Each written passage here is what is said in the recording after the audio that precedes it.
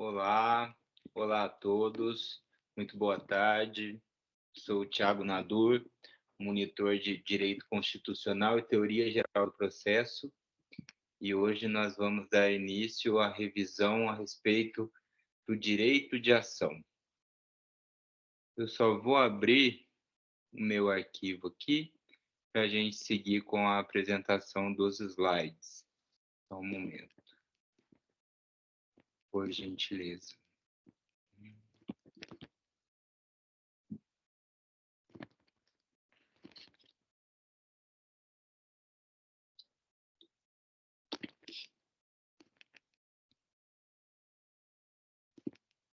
Bom, então vamos lá. Direito de ação, revisão de teoria geral do processo. A quinta parte da nossa revisão de teoria geral do processo. Nessa matéria, para ficar mais fácil da gente enxergar o todo, eu dividi nos tópicos dela, que são os tópicos que a gente precisa ter em mente para poder estudar, e eu acho que dessa forma fica muito mais fácil da gente ver que a matéria ela tem apenas 6 pontos, portanto, temos que nos concentrar neles e assim a gente vê também que não é um grande desafio. De forma organizada, a gente consegue muito bem ver que o nosso estudo ele rende e que o nosso estudo vai direto ao ponto e a gente guarda aqueles pontos que realmente são cobrados e que a gente não pode esquecer, que a gente tem que ter em mente, não é? Então, vamos lá. Nessa revisão de hoje, a gente vai abordar o conceito de ação, o que é ação, a definição de ação e as teorias que definem também o que é o conceito da ação. Tem um conceito em sentido amplo e também a teoria que define a ação em sentido estrito. Temos também, muito importante, as condições da ação, que são legitimidade e interesse de agir, e também temos a identificação da ação, ou seja, os elementos da ação, as partes, a causa de pedir e o pedido. Vamos falar ponto a ponto. E também a classificação da ação no âmbito civil, ação de conhecimento e ação de execução, e no âmbito penal, ação pública e ação privada. E por último, para fechar, nós vamos falar de defesa do réu.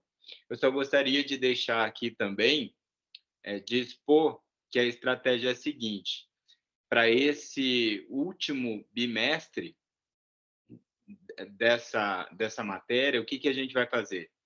A gente vai falar hoje de ação, na próxima semana vamos falar de processo e depois nós vamos falar de controle de constitucionalidade. Fechando esses 3 assuntos, daqui a 3 semanas, a gente vai começar só a resolver exercício, só colocar na prática e também responder qualquer dúvida e pergunta que vocês tiverem. Então, aguardo vocês aqui nas aulas ao vivo também, para a gente poder render o máximo que a gente pode. Então, vamos iniciar. Seguindo aqui os tópicos da matéria, começando entendendo que, assim, quando a gente fala da ação, nós também já de pronto já também nos lembramos da jurisdição e do processo, porque a trilogia do direito processual ela é composta pela jurisdição, a ação e o processo. A jurisdição já foi vista na aula anterior. A ação é agora, é o direito de agir, de provocar a jurisdição, é o direito de acionar o Estado pleiteando pela tutela jurisdicional. E aí, nós também já enxergamos, só de mencionar essa frase, diversos princípios constitucionais e princípios processuais que nós já estudamos em aulas anteriores de constitucional, como o princípio da inércia, o da inafastabilidade, não é? Portanto, então, a jurisdição, ela fica inerte, esperando ser provocada. Essa provocação é ação, que é quando uma das partes pleiteia ou pede pela análise e pela tutela jurisdicional do Estado. Então, o conceito de ação é o direito de exigir do Estado justamente a prestação dessa tutela jurisdicional. É para pedir que o Estado entre na lide e resolva esse conflito de interesses por meio do processo. E as teorias aceitas atualmente da ação são as seguintes. Primeiro, num sentido amplo, a ação é um direito que qualquer pessoa tem de acionar a jurisdição. É um direito subjetivo, autônomo e abstrato. Isso quer dizer que é um direito de qualquer pessoa, ela tem autonomia total, mesmo que ela não tenha certeza ainda da concretude daquele direito. Portanto, não há condições. É incondicionado em sentido amplo, não há nenhuma condição. Portanto, nesse sentido amplo, a jurisdição ela pode ser provocada por qualquer pessoa interessada, por qualquer pessoa. Agora, em sentido estrito, aí há condições. Só terá direito à decisão de mérito se preencher os requisitos, que são legitimidade e interesse de agir. São as condições da ação. Portanto, em sentido amplo, quando a gente fala em sentido amplo, qualquer pessoa tem direito em acionar. Porém, o direito a receber uma decisão de mérito, que é o conceito de que trata a teoria de Liebman, somente aqueles que preencherem as condições, legitimidade e interesse de agir. Portanto, quando nos for perguntado a respeito das condições da ação, são duas, de acordo com o CPC 2015: legitimidade e interesse de agir. E a seguir nós vamos ver ponto a ponto do que se trata cada uma dessas condições da ação.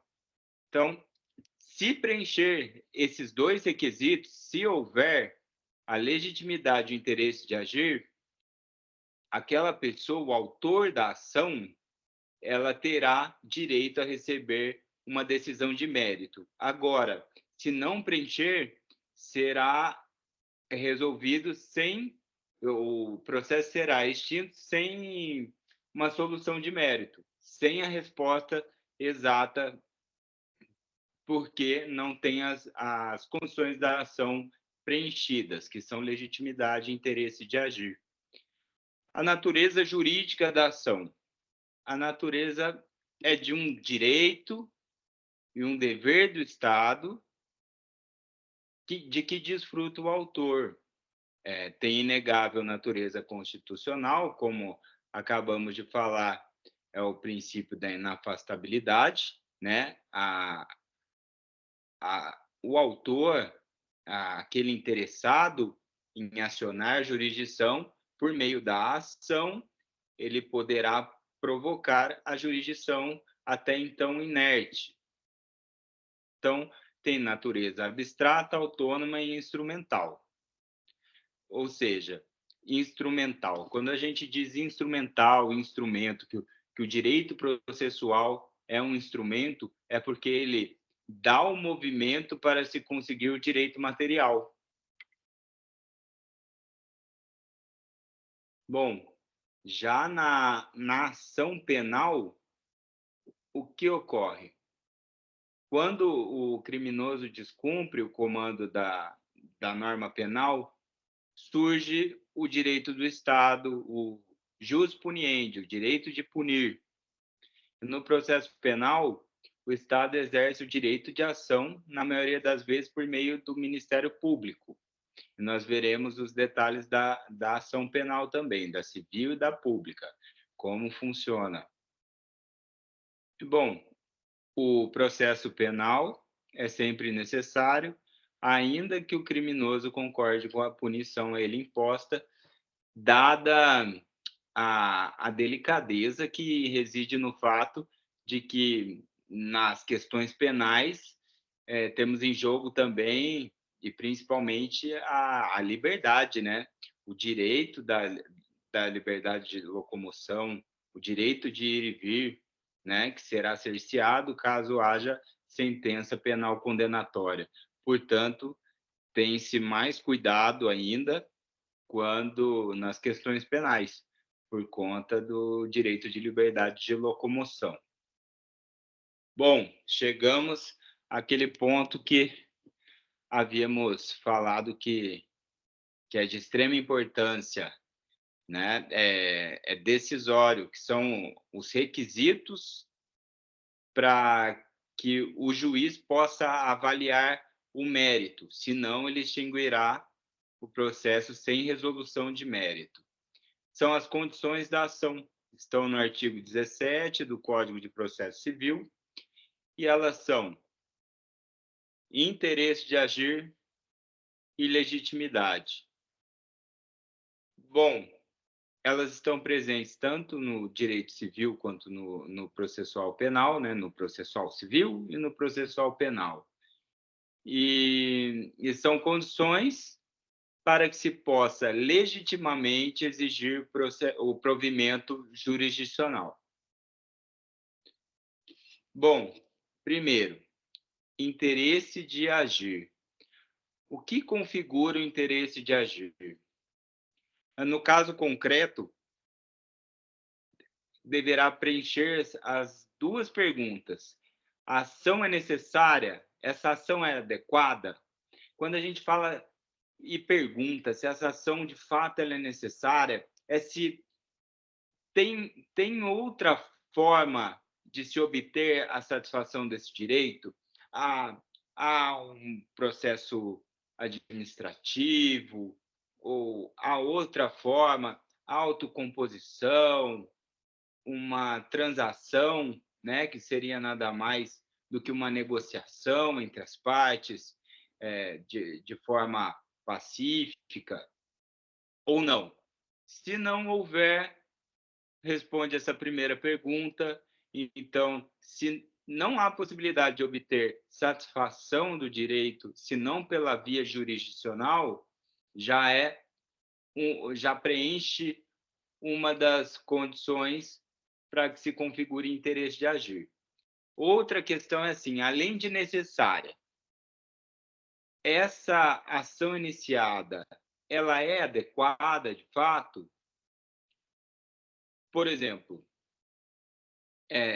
o provimento, né, ou seja, aquilo que se pede para o juiz prover, para o juiz decidir, para o juiz dar o comando, ele deve ser apto a corrigir o mal que o autor se queixa exatamente. Por exemplo, quem alega adultério não pode solicitar uma ação de anulação do casamento, mas sim o divórcio. Em segundo lugar, depois de nós conferirmos o interesse de agir, também temos que considerar cumulativamente, ou seja, também tem que se ter, ao mesmo tempo, legitimidade. E a legitimidade é nada mais que a titularidade, que é pleitear direito próprio em nome próprio. Essa é a regra presente no artigo 18 do novo Código de Processo Civil, que diz o seguinte: ninguém poderá pleitear em nome próprio direito alheio, salvo quando autorizado por lei. E são dois tipos: legitimidade ativa e a legitimidade passiva.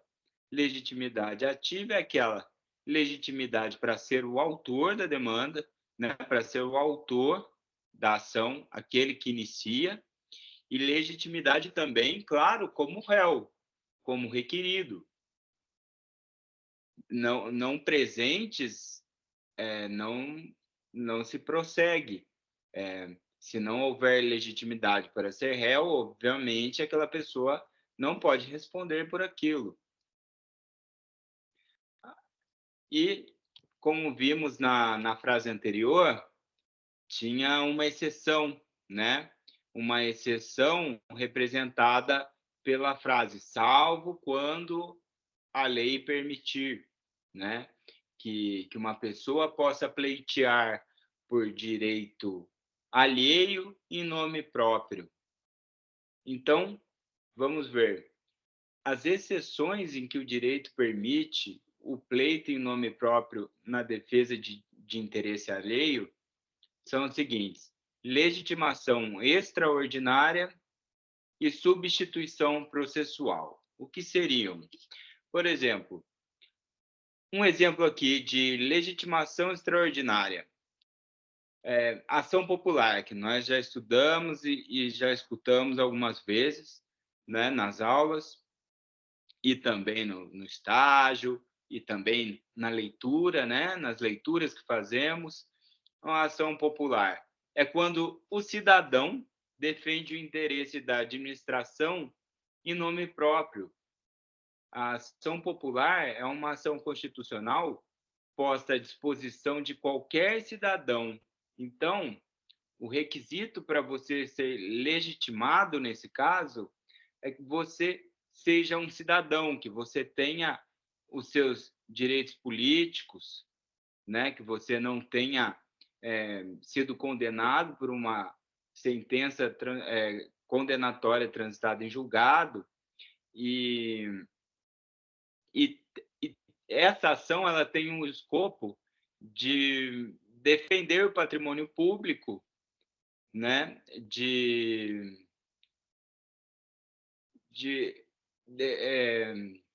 certa forma também visa invalidar qualquer ato lesivo ao patrimônio público ou um ato cometido por entidade do Estado contra a moralidade administrativa, contra o meio ambiente, contra o patrimônio histórico e cultural. Outro caso, outro exemplo de legitimação extraordinária é a ação penal privada, que é quando o ofendido postula o reconhecimento do direito do Estado, que é punir. O direito de punir, ele é do Estado. Obviamente, e na maioria das vezes, é o Ministério Público também que o faz. E nós veremos logo a seguir essa questão também a respeito da ação penal pública. Mas, seguindo aqui, o direito de punir é do Estado, mas o ofendido ele aciona o Estado para que o Estado, sim, exerça o seu direito de punir, ou seja, o jus puniendi. Bom, esse é outro exemplo. Aqui ficam outros detalhes para que vocês façam uma leitura depois com o material já disponível. E no caso da substituição processual, cabe e ocorre na ação civil pública. Apenas os legitimados podem propor ação civil pública. São Ministério Público, Defensoria Pública, União, Estados, município, Distrito Federal, associações autorizadas por lei. E essa ação tem por escopo proteger os interesses da coletividade em relação a qualquer ato da administração pública ou qualquer pessoa física ou jurídica relacionada ao Estado, que poderá ser réu na ação. Bom, só para pontuar aqui, a gente vê que nesses casos de legitimação extraordinária, a lei, além de ela dizer quais são os casos, ela diz quem é que pode substituir.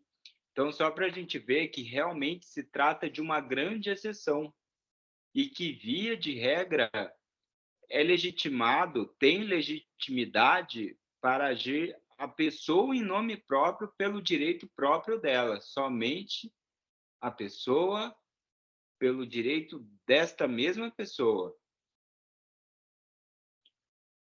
E quando faltar legitimidade ou interesse de agir, o que acontece?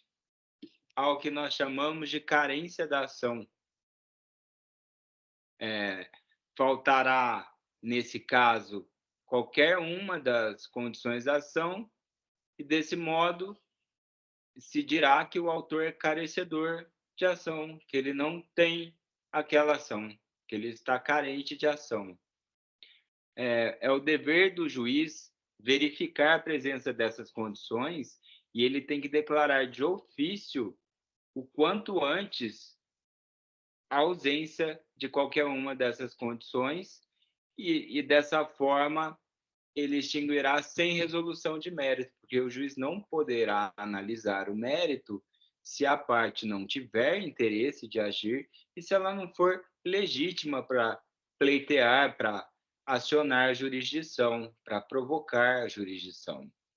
Então, o juiz não poderá chegar ao mérito nesse caso. Não possui o autor legitimidade, não possui o autor interesse de agir, o juiz dá fim ao processo sem resolução de mérito. Ele não poderá chegar a declarar ação procedente ou improcedente. Identificação da ação, elementos da ação. Como estudado, vocês já sabem. Os elementos da ação são as partes, né, a qualificação das partes.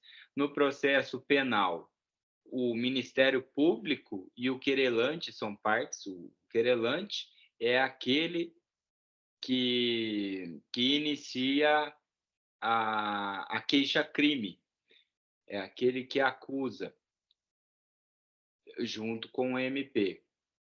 E nesse ponto também, nós temos a causa de pedir. A causa de pedir são os fatos que geram reflexos no mundo jurídico. Os fundamentos jurídicos presentes na petição inicial, eles também constituem a causa de pedir, mas justamente por conta dos fatos. Então, a causa de pedir, ela se trata, antes de tudo, dos fatos que refletiram efeitos no mundo jurídico e que têm reflexos e identificações na lei.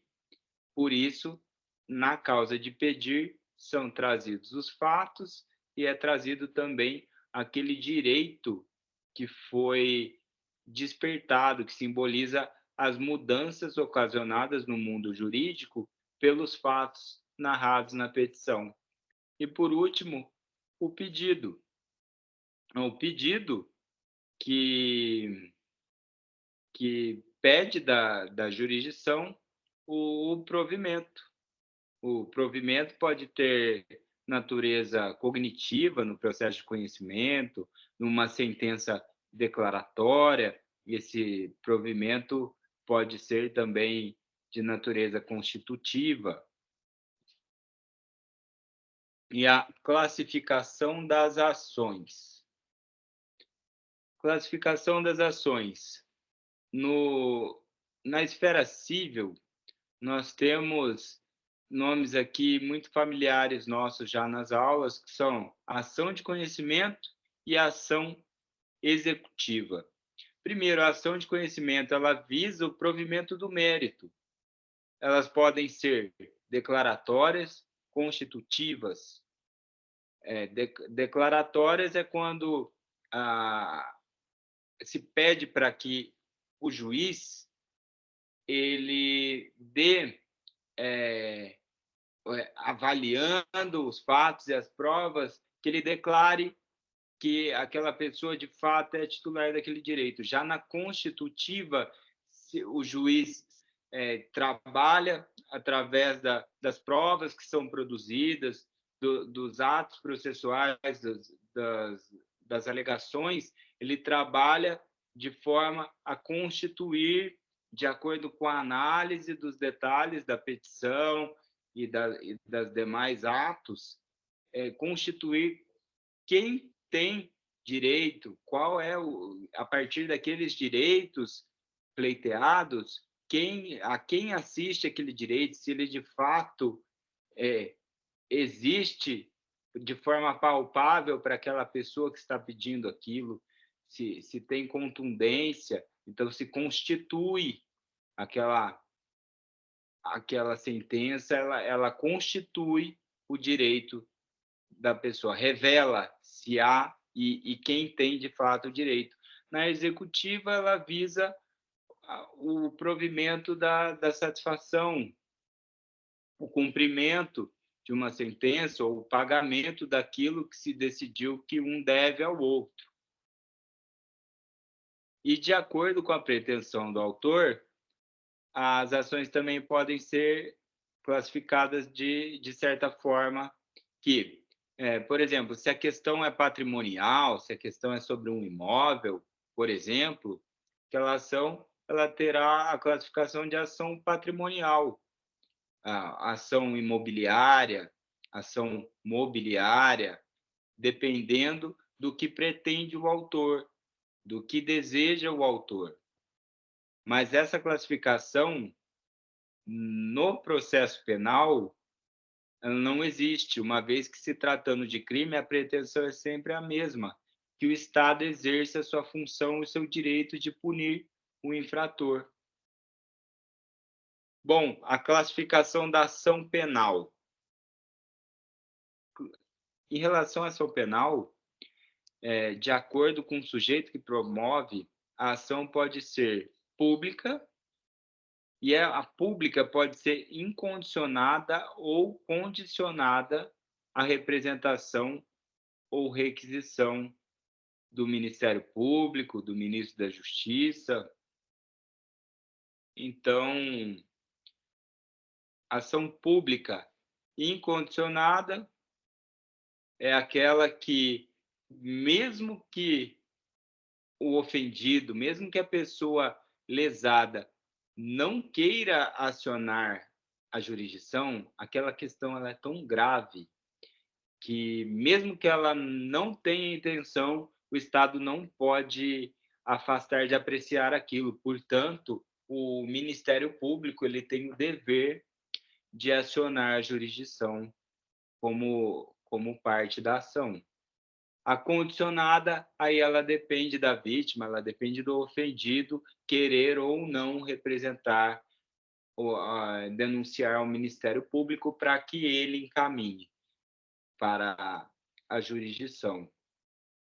E na ação privada, tem aquela ação que é exclusivamente privada, ou seja, que ela pode caminhar sem o Ministério Público, ou aquela subsidiária da pública.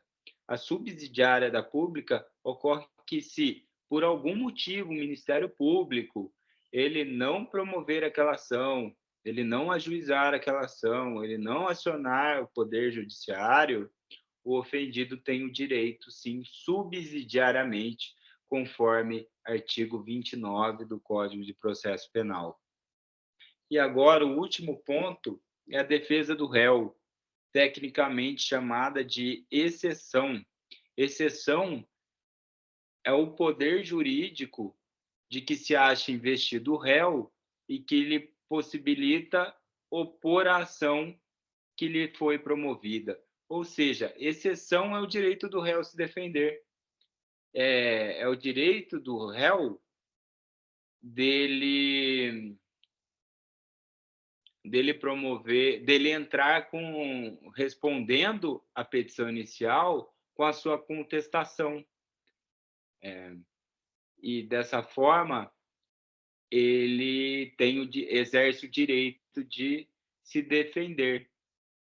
E agora tem outro termo, que é a reconvenção, que é o réu, quando ele acusa o autor, ele não apenas se defende do que foi alegado na inicial pelo autor. Na reconvenção, ele acusa. E aí, nesse caso, o réu ele passa a exercer o direito de ação, porque, se ele está agindo de forma a acusar, ele exerce o direito de ação.